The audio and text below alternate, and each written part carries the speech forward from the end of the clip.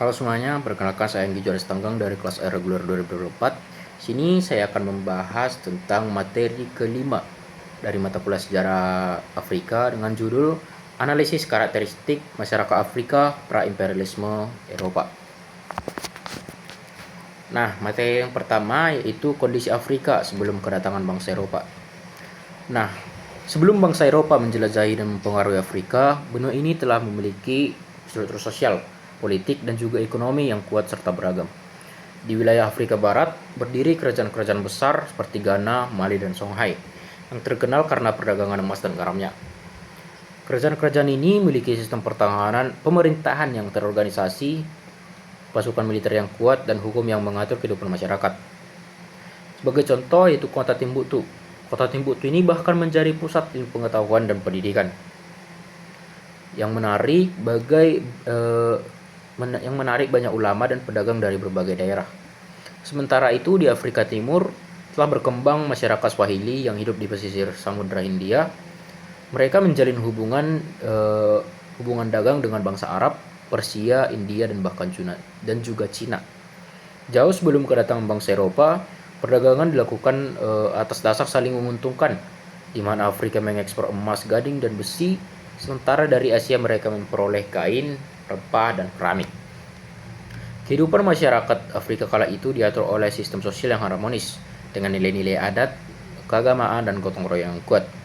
Hal ini menunjukkan bahwa sebelum kolonialisme, Afrika bukanlah budaya yang terbelakang atau benua yang terbelakang, melainkan wilayah yang memiliki peradaban yang maju dan mandiri. Kedua, itu awal kontak dan hubungan dagang dengan bangsa Eropa. Kontak langsung antara Afrika dan Eropa dimulai pada abad yang ke-15 ketika bangsa Portugis melakukan pelayaran untuk mencari jalur baru menuju Asia. Dalam perjalanannya, mereka singgah di pantai barat Afrika dan mulai mendirikan pos-pos perdagangan. Awalnya tujuan utama mereka hanyalah berdagang emas, gading, dan hasil bumi lainnya. Namun, hubungan ini segera berkembang menjadi bentuk eksploitasi ekonomi. Bangsa Portugis diikuti oleh Spanyol, Belanda, Inggris, dan kemudian Perancis, yang semuanya itu berlomba untuk menguasai sumber daya alam Afrika. Mereka tidak hanya berdagang, tetapi juga membentuk benteng-benteng pertahanan, pos dagang, dan bahkan menjalin persekutuan dengan penguasa lokal untuk memperluas pengaruhnya. Hubungan dagang yang semula bersifat bebas dan setara berubah menjadi ketergantungan sepihak, di mana bangsa Eropa mengontrol jalur perdagangan dan memonopoli hasil-hasil ekonomi Afrika. Kontak awal ini menjadi titik awal keterlibatan bangsa Eropa secara mendalam di Afrika, yang nantinya berkembang menjadi bentuk penjajahan atau imperialisme. Ketiga adalah perdagangan budak dan perubahan ekonomi Afrika. Salah satu dampak paling besar dari kontak dengan bangsa Eropa adalah munculnya perdagangan budak transatlantik pada abad ke-16 hingga abad ke-19. Nah, dalam sistem ini, jutaan penduduk Afrika ditangkap dan dijual sebagai budak untuk dipekerjakan di perkebunan milik Amerika. Kapal-kapal Eropa datang ke pantai Afrika membawa barang-barang seperti senjata dan kain, lalu menukar barang-barang itu dengan manusia. Akibat perdagangan budak, banyak kerajaan Afrika yang kehilangan penduduk dan tenaga kerja produktif. Wilayah pedalaman mengalami kekacauan dan juga perang antar suku karena ada penguasa lokal yang bekerja sama dengan Eropa untuk menangkap budak dari suku lain. Secara sosial, perdagangan budak memecah belah masyarakat Afrika, sementara secara ekonomi menimbulkan ketergantungan pada perdagangan dengan Eropa. Nah, ketika perdagangan budak mulai dilarang pada abad ke-19, bangsa Eropa menggantinya dengan perdagangan sah atau disebut juga legitimate trade.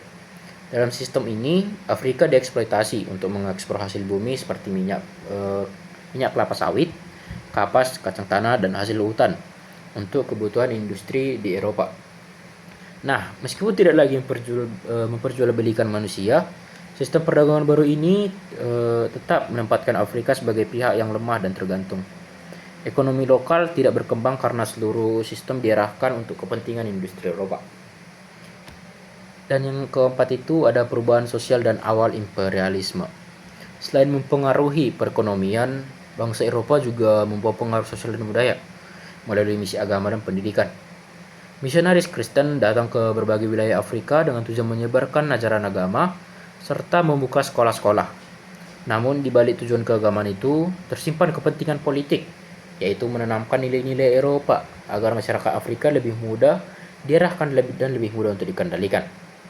Pendidikan yang diberikan para misionaris memang membuka akses pengetahuan baru, tetapi juga mengikis nilai-nilai dan tradisi lokal. Banyak masyarakat Afrika mulai meninggalkan kepercayaan asli mereka dan menganggap budaya Eropa itu lebih tinggi. Sementara itu, bangsa Eropa semakin memperluas pengaruhnya di bidang politik dan ekonomi. Dan pada akhirnya, semua proses ini menjadi jalan pembuka bagi imperialisme Eropa di abad ke-19, di mana hampir seluruh wilayah di Afrika dibagi-bagi menjadi koloni oleh kekuatan besar seperti Inggris, Prancis, Belgia, dan Jerman. Masyarakat Afrika kehilangan kedaulatan dan terpaksa hidup di bawah sistem kolonial yang menindas. Pengaruh dari masa ini masih dapat dirasakan hingga saat ini, baik dari segi ekonomi, sosial, maupun budaya. Sekian yang dapat saya sampaikan dari tentang materi kelima, yaitu analisis karakteristik masyarakat Afrika pra-imperialisme Eropa. Terima kasih.